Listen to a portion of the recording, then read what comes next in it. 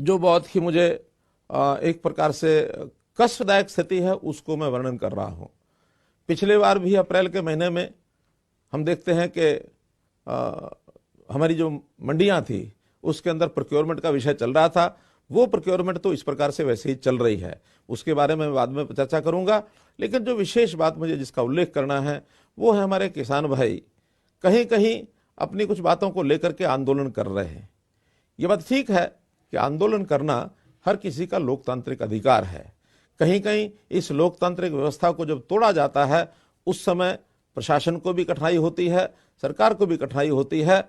वो चीज तो बाद में हम देखेंगे, लेकिन अभी तो इतना ही है कि उसके कारण से जो लोग इकट्ठे होते हैं, जब इकट्ठे होते हैं तो निश्चित रूप से कोरोना के फैलाव का भय वहां बना रहता है। हमको पता नहीं रहता कि कौन कोरोना पॉजिटिव हो गया होगा, कौन नहीं हुआ होगा।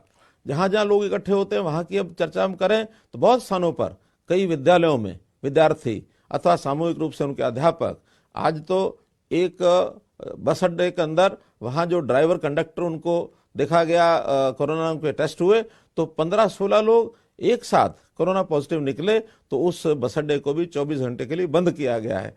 तो ऐसा निश्चित ही जहां लोग इकट्ठे बैठते हैं, दिन रात एक साथ रहते हैं, तो कोरोना के होने का एक संभावना बनी रहती है। मैं ये कहता हूं कि आखिर आंदोलन कोई भी एक बात लेकर के हम मानो बैठे हैं, हमारे अधिकार, कोई बात हम कर सकते हैं कि हमारे अधिकार हैं, इसको सुरक्षित करना है, हमारी समस्याएं हैं, इसको हल करना है। विवाद हो सकता है कि वो समस्याएं हमारी कैसी हैं, कैसी नहीं है, हल होगा नहीं होगा, ये एक विचारों का अंतर हो सकता है। लेकिन आज विषय है महामारी का। ये महामारी एक संकट है। इस संकट की उपस्थिति में कहीं कोई विवाद नहीं है। ये संकट पूरे देश और दुनिया का है।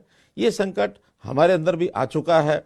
हर प्रदेश में, आसपास के प्रदेशों में हजारों की संख्या में लोग प्रभावित हो रहे हैं। तो आखिर हम भी इन सावधानियों को क्यों ना बरतें। जान है तो जहान है। अगर हमारी जान नहीं बची तो फिर ये सब चीजें यहीं के यहीं रह जाएंगी। इसलिए मेरी अपील है ऐसे किसान बंधुओं से कि ये अवसर अब उस प्रकार के आंदोलन करने का नहीं है, इकट्ठे रहने का नहीं है। आपके आंदोलन को दर्ज किया जा रहा है। मैं तो यहां तक कहूंगा कि अगर कोरोना न हो, दोबारा से भी आपको इसी स्थिति में ऐसे ही आकर आंदोलन करना, हमको कोई आपत्ति नहीं है।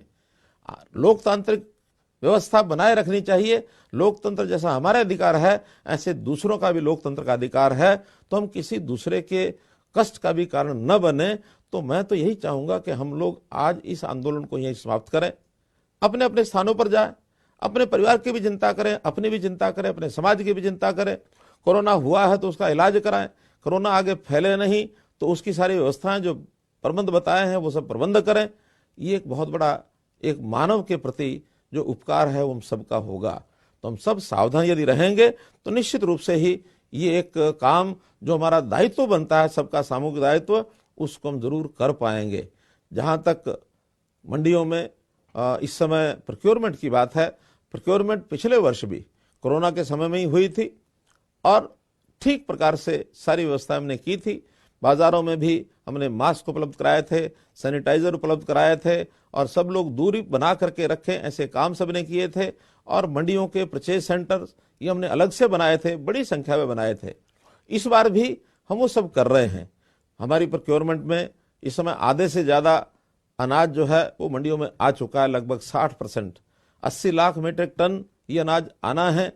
50 लाख मीट्रिक टन ये अभी तक आज तक आ चुका है, जिसमें से 40 लाख मीट्रिक टन इसकी एक प्रकार से खरीद की जा चुकी है और 25 लाख मीट्रिक टन लगभग उसका उठान भी हो चुका है। तो ये उठान हर दिन बढ़ोतरी इसकी हो रही है। उठान जल्दी से जल्दी हो, ये हमारा प्रयत्न है। ट्रांसपोर्ट व्यवस्थाएं सबने की हुई हैं।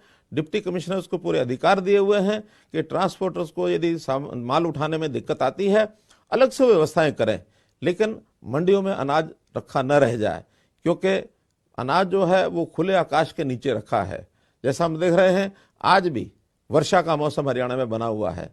कहीं अगर वर्षा आती है तो उस अनाज का नुकसान हो सकता है।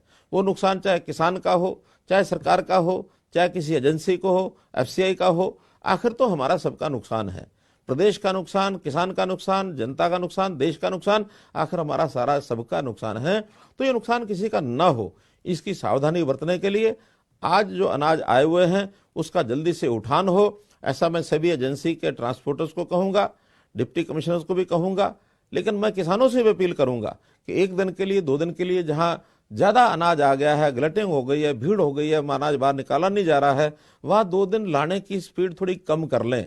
2 दिन के बाद ये सारी मंडियां खाली होने पर, या सारी खाली नहीं होंगी तो कम से कम उतनी जगह बनने पर दोबारा से हम लेकर के आएंगे, तो इसमें हमारा भी लाभ होगा। ये जरूर हम करें। और जहां तक मंडियों में व्यवस्था की बात है, सब व्यवस्थाएं हमने पूरी की हैं। बारदाने की कहीं कोई कमी नहीं है, गोडाउन्स में जगह की कोई कमी नहीं है, ट्रांसपोर्टेशन में थोड़े वाहनों की कमी हो सकती है, जिसका मैंने कहा कि डिप्टी कमिश्नर को हमने पूरे अधिकार दिए हैं, वो सब इसको ठीक कराएंगे। और जहां तक पेमेंट की बात है, पैसे की बात है, इस बार व्यवस्था की है कि किसान के हर एक के खाते में ये पैसा जाएगा। अभी तक मेरी जानकारी के हिसाब से 650 करोड़ रुपया ये किसानों को जा चुका है, क्योंकि अभी 3 दिन से ही पैसा जाना शुरू हुआ है। बाकी जितनी भी अनाज की खरीद है, वो खरीद जैसे ही उठान होता है, उठान के साथ साथ एग्जिट पास कटने के बाद और उनका जो टाइम है पेमेंट का वो शुरू हो जाता है। उसके 72 घंटे के अंदर अंदर उनके खाते में ये पेमेंट जरूर पहुंचेगी, ऐसा हमने सुनिश्चित किया है। तो इस प्रकार से आप सबका इसमें सहयोग चाहिए, किसानों का भी सहयोग चाहिए, मंडी में आड़ती भाइयों का भी सहयोग चाहिए। हमारा जो एडमिनिस्ट्रेशन है वो डट करके अपनी ड्यूटी निभा ही रहा है, कहीं कोई लापरवाही न बरते, ये मेरा आपसे अनुरोध है। मैं फिर से आज उसी विषय पर आऊंगा कि जो कोरोना की महामारी है, इससे हमको बचना है। और ये लगातार दूसरे वर्ष का ये क्रम चल पड़ा है। पिछले अनुभवों का लाभ उठाते हुए हम इस बार सारी बीमारी से दूर रहने के लिए जो विधि निषेध बताए हैं उसको लागू करें और कोई पैनिक ना फैलने दें।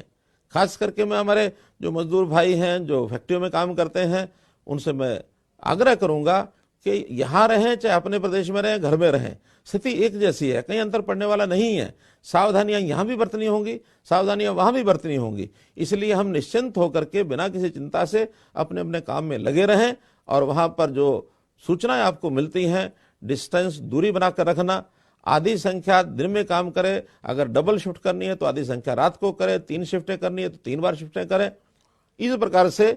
और किसी को छुट्टी के दिन भी अगर कोई फैक्ट्री बंद रहती तो छुट्टी के दिन का उपयोग करें, लेकिन लगातार अपने काम को करते हुए सारी व्यवस्थाएं जो हमारे प्रबंधक हैं, जितने भी उद्योगपति हैं, वो सब प्रबंध व्यवस्था करके स्थानीय हमारे डिस्ट्रिक्ट एडमिनिस्ट्रेशन के साथ जुड़ करके रहें। कोई भी किसी प्रकार की कठिनाई आएगी तो हरियाणा सरकार आपके साथ खड़ी है। हरियाणा सरकार हर प्रकार सहयोग करेगी, किसी को कोई तकलीफ नहीं आने दी जाएगी। चाहे किसी को राशन की बात है, किसी को आर्थिक तंगी है तो आर्थिक स्थिति की बात आएगी, चाहे उद्योग है, चाहे दुकान है, चाहे मजदूर है, चाहे मालिक है, सबकी चिंता की जाएगी। ਲੇਟੈਸਟ ਨਿਊਜ਼ ਦੇ ਲਈ ਸਾਡੇ ਚੈਨਲ ਨੂੰ ਸਬਸਕ੍ਰਾਈਬ ਕਰੋ ਤੇ ਸਾਡੀ ਲੇਟੈਸਟ ਵੀਡੀਓ ਦੀ ਨੋਟੀਫਿਕੇਸ਼ਨ ਦੇ ਲਈ ਬੈਲ ਆਈਕਨ ਦਬਾਉਣਾ ਨਾ ਭੁੱਲਿਓ।